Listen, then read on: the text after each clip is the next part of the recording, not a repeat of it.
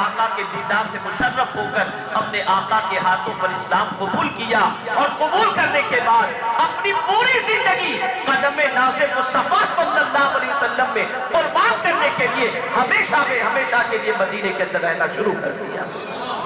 آپ اندازہ لگائیں، قرآن کی عظمت اپنی جگہ پر، میں بہت قلت وقت کی بنیاد پر مضمون کو سمیٹنے کی کوشش کر رہا ہوں۔ قرآن مقدس کی عظمت اپنی جگہ پر، خانہ کعبہ کی عظمت اپنی جگہ پر، اور رخ مصطفیٰ کی عظمت اپنی جگہ پر۔ اگر کوئی زندگی بھر کعبے کا دیدار کرتا رہے،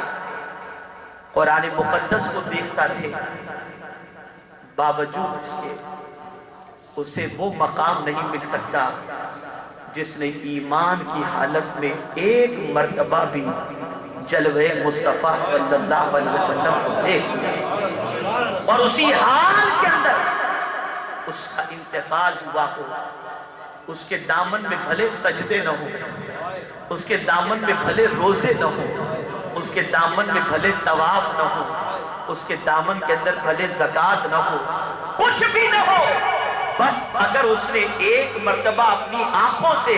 رخ مصطفیٰ کو ایمان کی حالت میں دیکھا اور اسے موت واقع ہو گئی، اس کا مرتبہ اتنا بڑا ہے کہ پوری زندگی اگر کوئی کعبے کو دیکھے تب بھی اس کے مرتبے کو نہیں پہنچ سکتا۔ اور ایمان کی حالت میں ظاہری حیات کے ساتھ رسول اعظم صلی اللہ علیہ وسلم کو دیکھنے والے کو صحابی کہا جاتا ہے۔ اور پھر ایسا نہیں کہ صحابی کا ہی مرتبہ بڑھ گیا، بلکہ قربان جائیے رسول اعظم کے دیدار کی بنیاد پر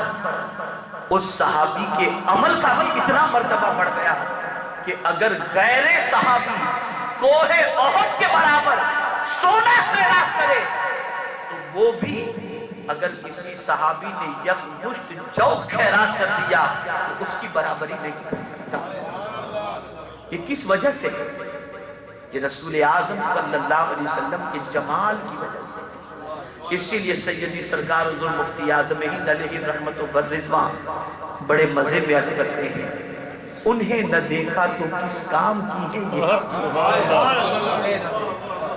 انہیں نہ دیکھا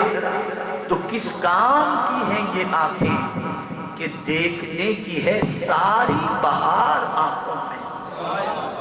کچھ ایسا کر دے میرے کردگار آنکھوں میں، ہمیشہ نقش رہے روئے یار آنکھوں میں۔ میرے پیارے آقا صلی اللہ علیہ وسلم کے پیارے دیوان اپنے بچوں کو، اپنے گھر والوں کو حضور صلی اللہ علیہ وسلم کے حسن کے تذکرے سناؤ، زلف مصطفیٰ صلی اللہ علیہ وسلم کے تذکرے سناؤ، تاکہ کسی کے حسن پر وہ جان چھڑکنے کی بجائے مدینے کے تاجدار پر جان چھڑکنے کے لیے تیار ہو جائے، کسی اور پر اپنے ایمان کو فروخت کرنے کی بجائے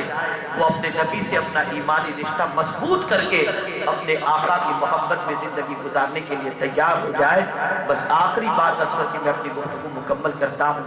آپ جانتے ہیں جب بیت المقدس کی چابی سپرد کرنی تھی فاروق اعظم رضی اللہ المولا تبارک و تعالی عنہ، اس سے پہلے مجاہدین شہر میں داخل ہونے کے لیے تیار ہوتے ہیں۔ جانتے ہیں کہا گیا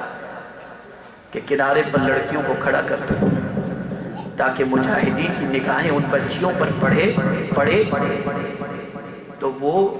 بیت المقدس کو بھول جائیں اور لڑکیوں کے حسن میں گرفتار ہو کر مقصد کو فراموش کر دیں۔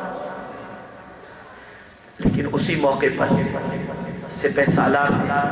اپنی فوج سے فرمایا، میرے فوجی ساتھیوں، جب شہر میں داخل ہونا تو نگاہیں جھکائے جب مجاہدین شہر کے اندر نگاہیں جھکائے داخل ہوئے اور لڑکیوں کی طرف نگاہ اٹھا کر انہوں نے نہ دیکھی اور پورا قافلہ گزر گیا،